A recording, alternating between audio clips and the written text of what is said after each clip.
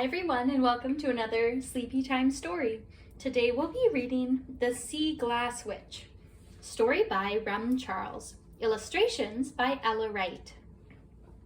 If you enjoy this story and would like to support the author and artist, you can find the link to purchase a book for your own family's bookshelf and read along with us down below in the info. Without further ado, let's get started. The Sea Glass Witch. Story by Rum Charles. Illustrations by Ella Wright. Many, many moons ago, there lived a kind-hearted young man named Bickery. He lived here in this cottage, nestled between the woods and the sea.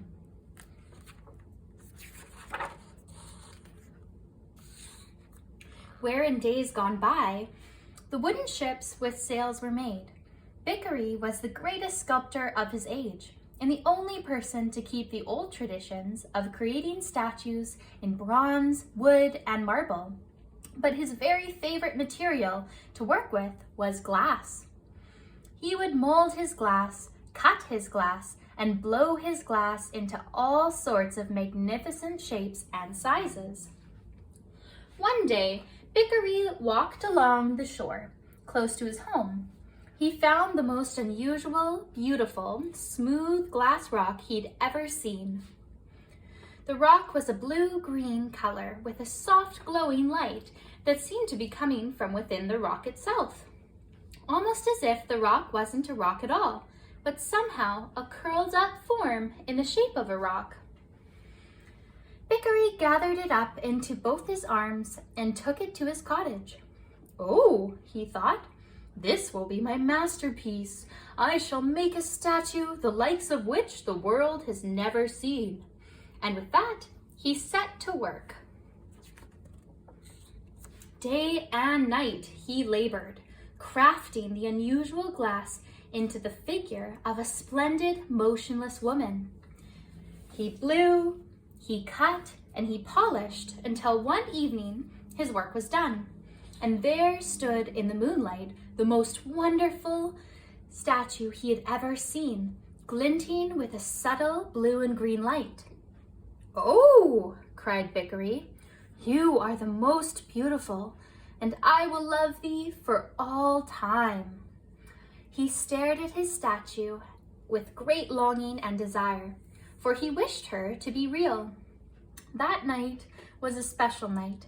It was the magical Purgy night of the flower moon of May, when the moon is bigger and brighter and fuller than at other times.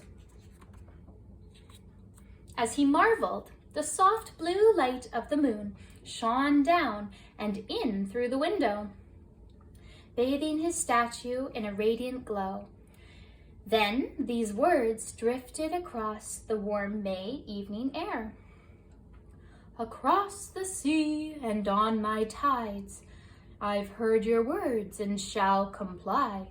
The statue that you now see will come to life to be with thee." As the words faded into the night air, a little cloud passed over the moon, darkening the room. As the cloud receded, the brightest of bright lights flooded the small cottage. Bickery shielded his eyes. When he opened them, there she stood. His beautiful statue was standing, blinking, and reaching out to him. "Oh," said the smiling statue, "I am alive, renewed, and restored. Oh, thank you, Bickery. I heard the words and will reply. The love we have shall last all time. Through seasons gone and yet to come, our hearts will always remain as one." Bickery was so excited that he took her in his arms, noticing immediately how smooth she was and how she seemed to glow from the moonlight held within. They danced right out the door and down the sands to the seashore. As they danced and laughed, wrapped in their joy, a fishing crew a short distance away spied the dancing statue, but mistook her for a rare and wondrous opa, a moonfish. They thought she must have escaped their nets, so they ran up the beach to reclaim their prize. Ah! She screamed as the crew threw their nets about her, dragging her towards the boat. Then it happened. She hit a rock, shattering into 1,000 pieces. The fisher folk all fell over as their nets were suddenly filled with nothing. Bickery, heartbroken, gathered as many glass fragments as he could and went back to his cottage to restore his beloved dancing statue. Again, he labored for many, many moons, 334 moons to be exactly. And again, the flower moon was bright. He whispered the words that came to him that past May night. Across the sea and on my tides, I've heard your words and shall comply. The statue that you now see will come to life to be with thee. Bickery waited with bated breath, hoping against all hope that once again his statue would be granted the gift of life. Once again, a cloud passed over the moon, and a small cloud receded. Another bright light filled the room. Bickery rushed to his statue. This time, he took her in his arms. He was surprised to feel sharp shards of glass pierce him through his skin. For despite all his long days and nights of working, he could never restore her former splendor. Bickery sank to his knees and wept, his tears splashing the ground like the first raindrops of a summer storm. Seeing her love so hurt and upset, the statue ran out to the shore to cry out at the moon. Moon, why, moon? Where is my light and my smooth coverings? And on the wind she heard these words. Oh, gentle statue, full of love, your light and glow come from within. Do you not remember sleeping so long on this very shore? Now come away with me for a spell, and I will return you to yourself. As Bickery rushed to be with his beloved statue, she looked back at him only once and said, I promise to return when I am once again all that I was. Look for me at the rising of each flower moon in May. With a leap and a splash, she was gone. Bickery returned to his cottage, vowing never to create a statue in glass again. She tumbled through the crashing waves and was drawn into the warm coastal waters until she landed with a thud on the soft sand. Unable to find her feet, she was tossed and turned in the fine sand until she was helped to her feet by a group of friendly red sea urchins out for a midnight stroll. Thank you, she said. No worries. What brings you to our sandy home? They asked. I'm not quite sure. In fact, I'm not quite sure about a lot of things. I'm not even sure of my name, replied the statue.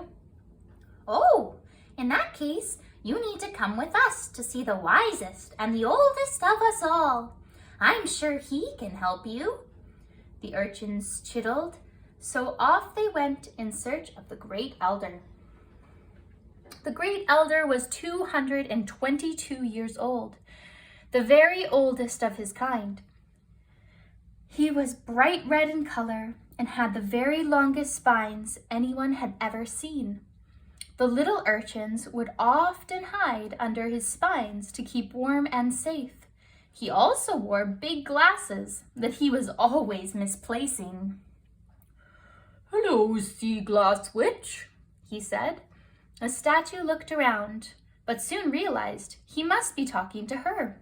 Hello, she said back shyly.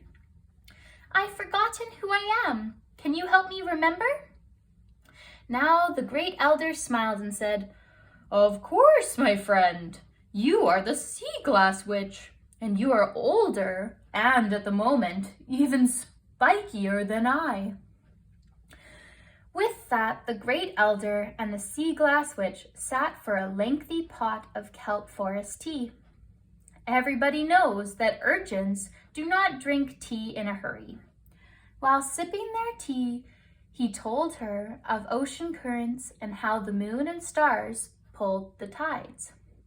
He explained how the 5 great gyres connect with the winds and the rotation of the earth to move the oceans in big circles on a timeless loop. Everything always ends up where it starts and then keeps right on moving along, says the great elder.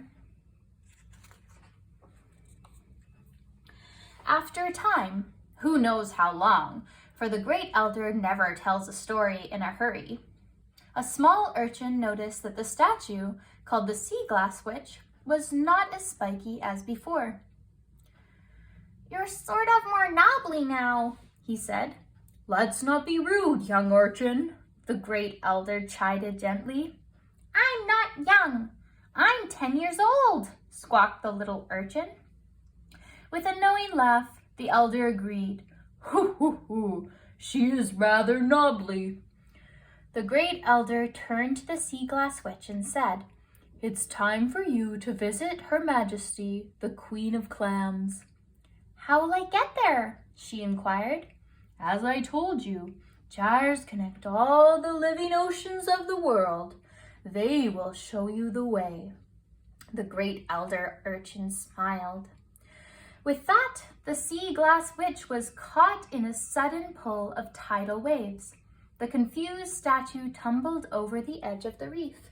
Down and down she went until, thud, there she again tumbled onto softer sands.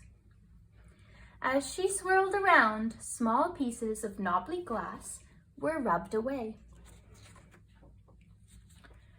Through the tumbling sand and currents, the statue felt a firm but gentle hand take hold of her. "Whoa there!" came a soothing voice. "Hello, Sea Glass Witch. I was wondering when you'd stop by again. It's been many a high moon tide since you last visited, and I have a surprise to show you." "To show me?" the statue said. "Why, yes. Do you not remember? When you were smooth and delicate shape, you placed a tiny speck of glass inside me to look after," the queen reminded her. The Sea Glass Witch racked her mind and tried her best to remember. The friendly clam said laughingly, "You need to visit with Bowhead the whale. She will know how to restore your memory." The friendly clam delved inside her shell and showed the statue a sizable pearl. "Your little shard of glass has transformed into this wondrous, lustrous pearl. I must say you are looking less like a pearl yourself these days, and more like my shell, nice and riggedy." With that, she let go of the Sea Glass Witch, who was once again caught in the gyre's tidal grip. Tumbling and rolling ever deeper into the ocean's depths, the gyre swept the Sea Glass Witch along, sending up big plumes of sand as she went. Feeling a little tired, the Sea Glass Witch spied a nice place to sit and stop for a rest. "Oi! Get off! I'm not here for you to sit on. I'm a spider crab.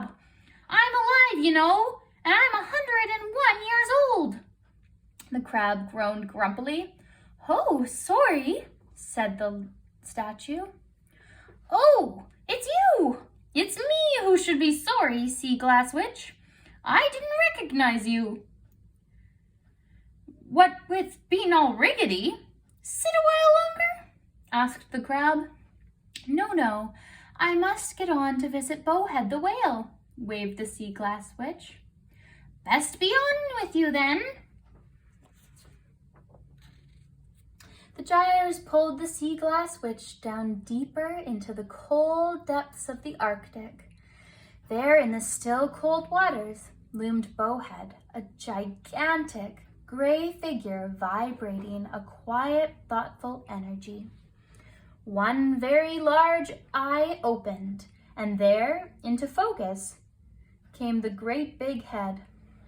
Bowhead's mouth was over 1/3 the size of her entire body, and yet she would only eat the very smallest of creatures in the ocean. She dined on zooplankton, tiny little animals like krill and shrimp. Bowhead was 254 years old. That's very old indeed. Older than the great elder urchin by over a quarter of a century. Bowhead opened her eye and said in a deep, loving, and caring voice, "Nice to see you again, my dear friend." "Nice to see you too, Bowhead. But alas, I have forgotten who you are to me, and who I am to you. Can you help me find my story?" asked the statue. "Yes, little one," came the reply. "Make yourself comfortable, and I'll remind you of who you are and how you came to befriend so many in the ocean."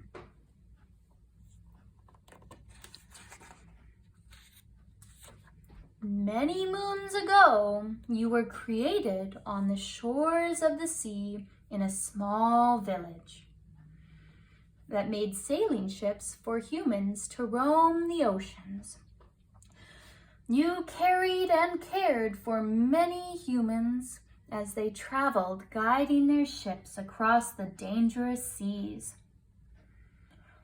You were one of a kind, crafted from the finest sand, the glasswort plant, and quite by chance a few tiny immortal jellyfish, all heated together, then formed in the shape of a human woman by the greatest sculptor of his age. You were kind to the sailors and ensured their safety as they fished the shores, taking only what they needed for themselves and their families. You even dived into the waters, pulling the sailors to safety. They did not know it was you who saved them, and thought it must have been a mermaid. As you know, mer people are shy and would never be brave enough to save a human, Bowhead said with a wink and a deep chuckle. But then the humans started to get greedy and hunted my kind. One day, they hunted my mother, and I was in their sights. You did something extraordinary. In full view of the humans, you jumped in front of the harpoon and saved my life. On that day, you vowed never again to guide humans to hunt whales or plunder the oceans. Through the years, you stood guard over the oceans, protecting all who dwelled there. Over time, we began to notice you were slowly being worn away. You were thinner and smoother than you'd ever been. You needed rest. You often talked of the humans that made you, the good humans who cared for the seas. You made a wish on a Mayflower moon to dance with somebody. You wished to share your knowledge of the ocean and teach a new way, which in truth is the old way. Your friends, the elders, got together and helped you on your way to the place from whence you came. We laid you gently on the seashore in hopes you would be found again and made anew. In that instant, the sea glass witch remembered herself. She recalled her time with each of the creatures, losing little bits of herself here and there into the depths. Finally, she remembered being warmed and cared for by Bickery.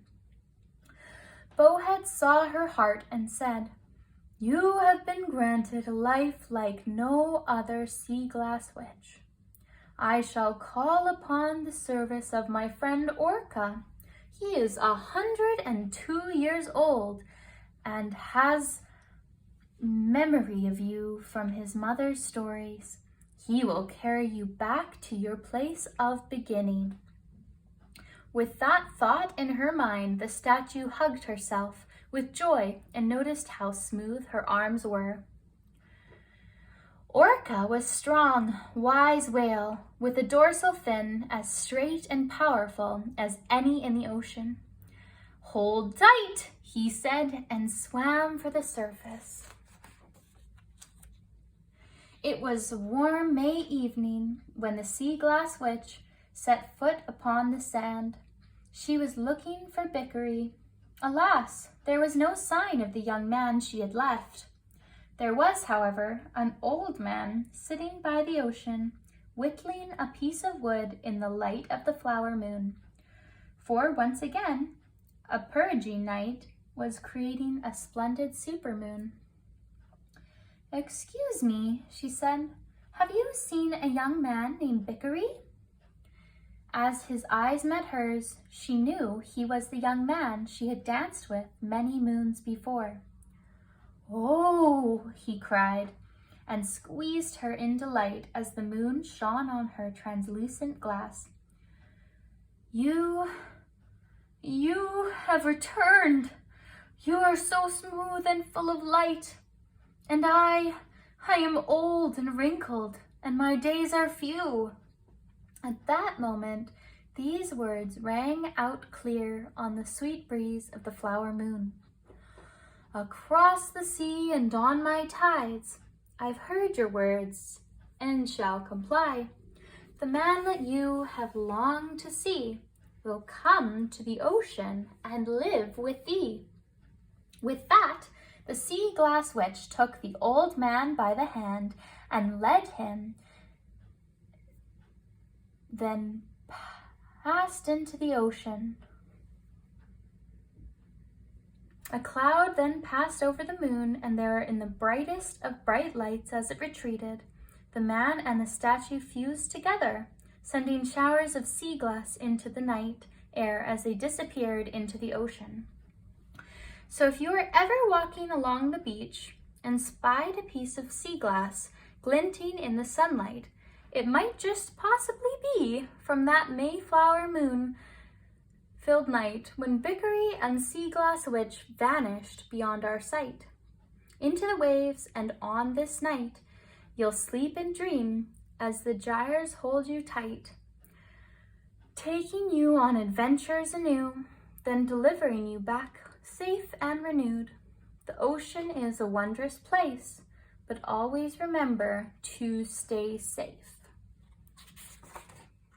The end. Thank you so much for joining us for that special book, The Sea Glass Witch, story by Rum Charles, illustrations by Ella Wright. Don't forget to support the author and artist, and like and subscribe to our channel. Until next time, sweet dreams.